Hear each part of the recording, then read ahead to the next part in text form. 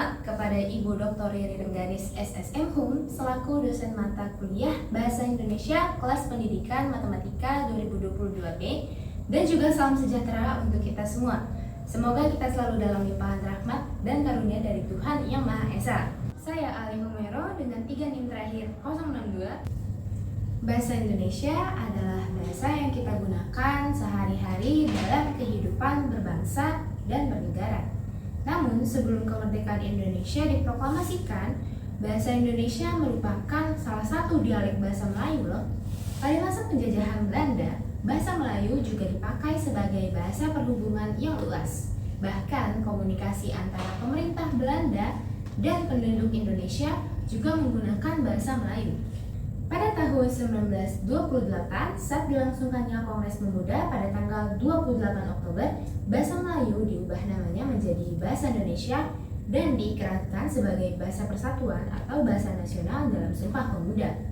Kemudian, sehari setelah kemerdekaan Indonesia, yakni pada tanggal 18 Agustus 1945, ditetapkan Undang-Undang Dasar 1945 yang di dalamnya terdapat pasal yang berbunyi bahasa negara adalah bahasa Indonesia. Pernyataan dalam pasal tersebut mengandung konsekuensi bahwa selain menjadi bahasa nasional, bahasa Indonesia juga berkedudukan sebagai bahasa negara sehingga dipakai dalam semua urusan yang berkaitan dengan pemerintahan dan negara. Pada masa kemerdekaan, bahasa Indonesia mengalami perkembangan yang amat pesat. Setiap tahun jumlah pemakai bahasa Indonesia semakin bertambah. Perhatian pemerintah terhadap perkembangan bahasa Indonesia juga sangat besar. Hal ini terbukti dengan dibentuknya sebuah lembaga yang mengurus masalah kebahasaan yang saat ini dikenal dengan nama Badan Pengembangan dan Pembinaan Bahasa. Bahasa Indonesia pada masa-masa mendatang diharapkan lebih menampakkan peranannya dalam kehidupan modern, khususnya dalam generasi Z sekarang ini. Sebab bahasa Indonesia tidak hanya sekedar sebagai alat komunikasi dalam masyarakat yang memiliki latar belakang bahasa dan budaya yang beraneka ragam, tetapi juga merupakan bentuk sikap budaya bangsa Indonesia.